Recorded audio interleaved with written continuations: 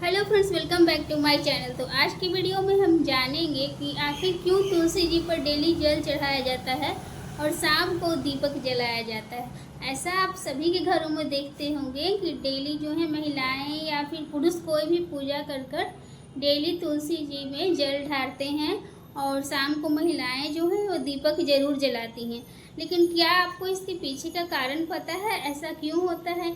ये नहीं बस वो कर रहा है तो हम भी कर रहे हैं, ऐसा नहीं है। इसके पीछे एक कहानी है और चलिए आपको हम कहानी सुनाते हैं कि क्यों ऐसा किया जाता है और ऐसा करने से क्या फल होता है। तो जानना चाहेंगे कहानी? तो एक बार देवी सत्यभामा श्री कृष्ण भगवान के पास आती हैं और पूछती हैं, हे स्वामी, आप डेली तुलसी को जल डालते हैं और देवी रुक्मणी उनके सामने दीपक जलाती है, तो इसका क्या रहस्य है? इससे क्या फ़ायदा होता है, बताइए। इस पर श्री कृष्ण भगवान खुश हुए और बोले कि तुलसी में लक्ष्मी का वास है और वो विष्णु को बहुत पसंद है, इसलिए वह मुझे भी बहुत ही पसंद है। उन्होंने कहा कि मैं आपको पूरी कथा सुना रहा हूँ, ध्यान से सुनिए। पूर्व काल में मध्य देश में श्याम शर्मा नाम का एक वैश्य अपनी पत्नी के साथ रहा करता था। उसके पास किसी चीज की कमी नहीं थी पर संतान नहीं थी। ऐसा सोचकर वह गुरु वशिष्ठ के पास चला गया। उन्होंने कहा कि पिछले जन्म में तुमसे पाप हो गया था। तुम्हारे दरवाजा पर गौ माता आई थी और तुमने उन्हें खाना नहीं खिलाया, जिस कारण वो अपने बछड़े को दूध नहीं पिला पाई और बेहोश हो गई, और उसी वक्त उन्होंने तुम्हें श्राप दे दिया है, जिसका यह फल है। इस पर गुरु वशिष्ठ कहते हैं, बस तुम पुत्रेष्टि यज्ञ करो और ब्राह्मणों को गायों का दान करो। इस पर उन्होंने यज्ञ किया। ऐसे ही यज्ञ संपन्न हो गया। अग्नि देवता निकले और उन्होंने कहा, पुत्र तो होगा लेकिन 18 वर्ष में उसकी मृत्यु हो जाएगी। ऐसा सुनकर पति और पत्नी दोनों बहुत ही चिंतित हो गए और कुछ दिनों के बाद उनकी पत्नी ने गर्भ धारण किया और एक बच्चे को जन्म दिया। बच्चा धीरे धीरे जैसे बड़ा हुआ, श्याम शर्मा की बहुत ही दुखी रहने लगा। वो देखते ही देखते बच्चा 16 साल का हो गया। 16 साल का हो गया तो उसकी माँ उसकी शादी करने की जिद करने लगी और उसका शादी हो गया। शादी के बाद श्याम शर्मा ने बहू को बुलाया, कहा, मैंने तुमसे एक बात छुपाई है, 18 वर्ष में इसकी मृत्यु हो जाएगी, तुम विधवा हो जाओगी। बहू ने कहा कि इसमें आपका कोई दोष नहीं, ये सब भाग्य में लिखा होता है, मैं अपने पति को बचा लूंगी। देखते ही देखते वो दिन आ गया जिस दिन उसके पति की मृत्यु होने वाली थी। उसी दिन सुबह उठकर उसने तुलसी जी पर चुनरी चढ़ा दी और कहा, हे तुलसी माँ, अब आप ही मेरी सुहा की रक्षा करें। सुबह सुबह यमदेवता ने यमराज को नीचे भेजा उसके पति के प्राण लेने के लिए, पर तुलसी माँ ने उसकी रक्षा। उन्होंने कहा, जिसके तुम प्राण लेने आए उसकी पत्नी ने मुझ पर चुनरी चढ़ाई है और रक्षा की, इसलिए तुम यहाँ से चले जाओ। लौट गए। फिर यमदेवता ने कहा, तुम लोग शाम में जाना जब तुलसी सो रही होगी। जब शाम हुआ तो उसकी पत्नी ने तुलसी के सामने दीपक जला दिया, कहा कि आप ही अब रक्षा करिएगा। शाम हुआ, 2 यमदूत आ गए हैं प्राण लेने के लिए। इस पर दीपक देवता ने कहा कि इसने कही है मुझे रक्षा करने के लिए, इसकी मैं रक्षा करूंगा।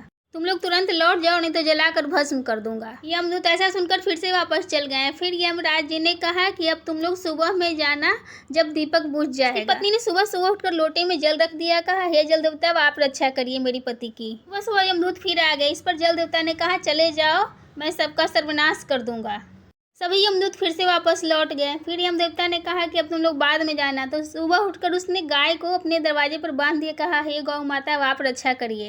देर में फिर से यमदूत लोग वापस आ गए, जिस पर गौ माता ने कहा कि मैं इसके प्राण तुम्हें नहीं ले जाने दूंगा, इसके लिए तुम्हें मारना होगा, और मारोगे तो गौ हत्या लग जाएगी तुम लोगों को। इस पर वे लोग फिर से वापस लौट गए।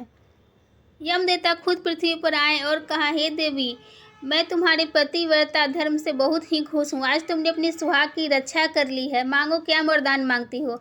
इस पर पत्नी ने कहा, कम से कम 100 साल की आयु कर दीजिए मेरी पति की। इस पर यमदेवता खुश हो गए, कहें, तुमने अपनी सूझबूझ से पति की जान बचा ली है, मैं तुमको आशीर्वाद देता हूँ। इस पर श्री कृष्ण कहते हैं, हे सत्यभामा, हर स्त्री को सुबह में तुलसी में जल देना चाहिए और शाम में दीपक जलाना चाहिए। ऐसा करने से मैं उनसे बहुत प्रसन्न होता हूँ।